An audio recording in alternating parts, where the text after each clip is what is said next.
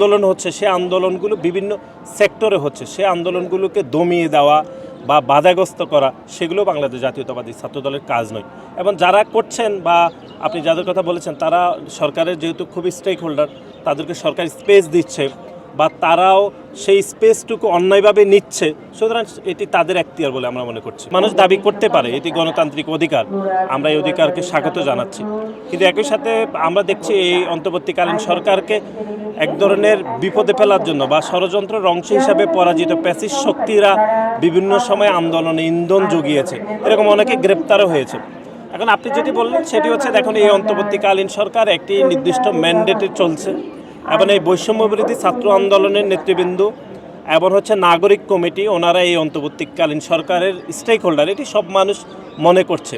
আর এই অন্তর্বর্তীকালীন সরকার তাদের পরামর্শে আসলে রাষ্ট্র পরিচালনা করছে।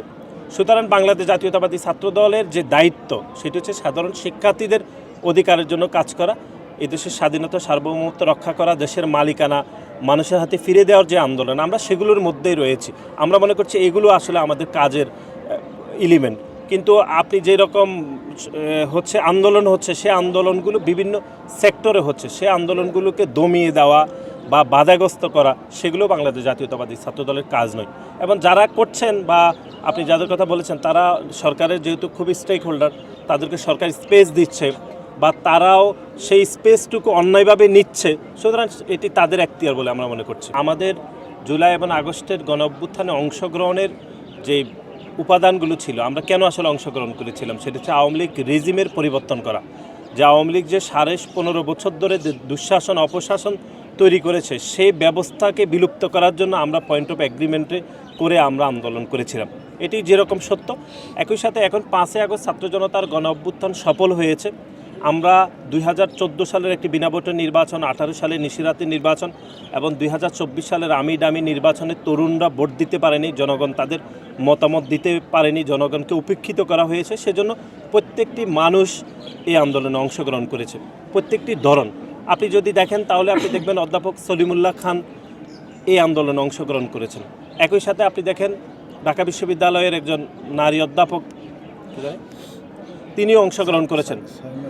হ্যাঁ, তো তাহলে দুইজনের চিন্তার জগৎ কিন্তু দুই রকম ছিল। কিন্তু তার বিপরীতেও আমরা দেখেছি যে এই খুনি হাসিনাকে এই সরকারকে বা যে অবৈধভাবে যে রয়েছে তাকে সরানোর জন্য সবাই ঐক্যবদ্ধভাবে অংশগ্রহণ করেছে। এখন আমরা যেটি মনে করছি সেটি হচ্ছে এই এখনকার বৈষম্যবিরোধী ছাত্র আন্দোলনের নেতৃবৃন্দ বা নাগরিক কমিটি, ওনারা বাংলাদেশ জাতীয়তাবাদী দলকে বা বাংলাদেশ জাতীয়তাবাদী ছাত্রদলকে এক ধরনের তারা প্রতিদ্বন্দ্বিতা মনে করছে, কিন্তু আমরা সেরকমভাবে মনে করছি না। সেই জায়গা থেকে তারা হয়তো শিবিরকে বেশি স্পেস দিচ্ছে বা উদ্দেশ্য প্রণোদিতভাবে তাদেরকে বেশি ক্রেডিট দিচ্ছে। আমরা মনে করছি এগুলো সাধারণ শিক্ষার্থীরা বা বাংলাদেশের সাধারণ জনগণ খুব বেশি গুরুত্ব দিচ্ছে না। বাংলাদেশের মানুষ দেখেছে যে এই আন্দোলনে বাংলাদেশ জাতীয়তাবাদী দল, বাংলাদেশ জাতীয়তাবাদী ছাত্রদল যে অপরিসীম ভূমিকা পালন করেছে, যে অপূরণীয় ক্ষতি হয়েছে, এদেশের মানুষ জেনেছে। সুতরাং কে কি বলেছে বা কার কাছ থেকে কি ক্রেডিট নিব সেটি আমরা খুব বেশি মুখ্যভাবে মনে করছি না।